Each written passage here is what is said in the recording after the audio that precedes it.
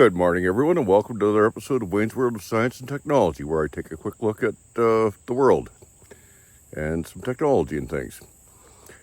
As you may have noticed, I'm in the bush. Believe it or not, this is in the middle of the city. As a matter of fact, it's right outside my back door, which is wonderful. That's how I get pictures of deer and all these other things that I sometimes post. But back to the world situation. As you may have noticed, there's a variety of conflicts brewing right now.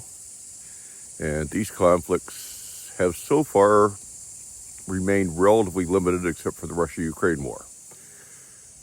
While they may have remained limited, they've been bloody as hell. The regime in Myanmar is bombing cities and towns, basically committing war crimes on a scale that would surprise even Donald Trump. With his, I don't think he could come up with enough superlatives to cover the number of war crimes that the Myanmar regime is committing. It looks like Ethiopia and Eritrea may be ready to go at it, and Tigray is kind of in the middle, and Tigray is part of Ethiopia technically, but it's a little bit different. Ethiopia is a complicated place. It's the best way of putting it. There's something like about 15 ethnic groups, and they generally do not get along with each other, unfortunately. Sudan's got problems.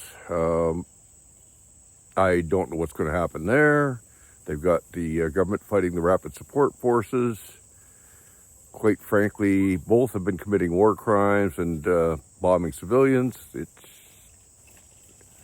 absolutely horrid, but I don't know what we can do about it. You know, it's not something that you can go in with guns blazing and stop easily. I have some ideas, but let's face it, I'm not the guy that's going to get to implement this stuff, so my ideas probably won't go anywhere. We've got, let's see, various interesting corruption allegations in places, including Burkina Faso. The president of Burkina Faso appears to be trying to set up himself up as a god, you know, basic cult of personality around the leader sort of thing. And his moves seem guaranteed, based on the ones I've seen, to enrich his buddies. But he's got a lot of people in Africa fooled. Let's take a look at South Africa. South Africa's still melting down. The problems there basically come down to corruption. And if they could get the corruption out of the system, they could probably fix things. But it is so heavily ingrained that I have severe doubts that they will be able to get it out. And that really is crippling the country. They have a lot of resources. They've actually got a half-decent education system in some places, and if they could spread it everywhere, they've got a population that could do wonderful things. But the corruption is basically killing the place. Let's see, Egypt is still having lots of fun because the the drop in shipping through the Suez Canal has really hurt their budgets. And they've also got a new capital city they've been trying to build, which has proven more expensive than expected, which isn't all that unusual. We hear that with mega projects all the time, but it's, you know, the fact that it's more expensive and their revenues have dropped so heavily is really hurting them. Let's see. Who else was doing something silly?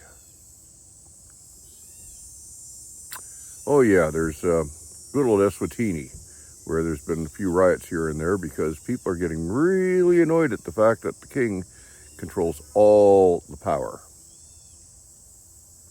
The last absolute monarchy on the planet.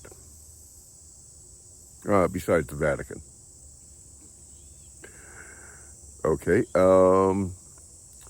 where else are we going? Well, Argentina is unfortunately still having problems. the economy was in really bad shape before Milei tried to fix it. Whether or not what Milei done was right or wrong, the impact so far has been hugely negative on the people of Argentina. I don't think the fat cats at the top are really hurting, but the average person on the street definitely is. Then there's Donald Trump's big, beautiful, massive tax increase through tariffs.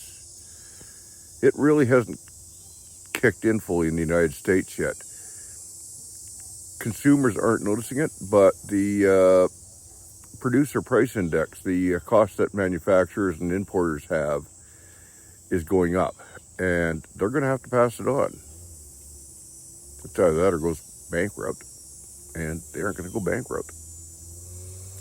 And of course, there's the bourbon factories in Kentucky, which are having massive problems due to the fact that all of a sudden their largest customer decided not to buy anything.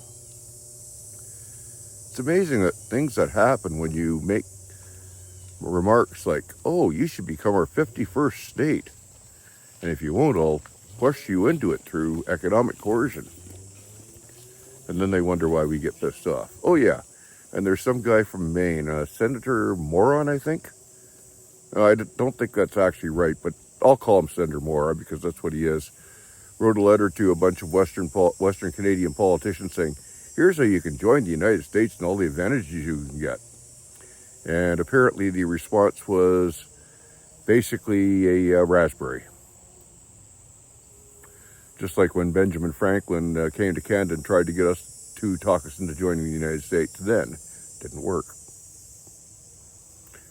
Anyway, that's it for this round. Just a bunch of rambling on some unusual points that I spotted going through my usual sets of information. I've probably got another one going up later.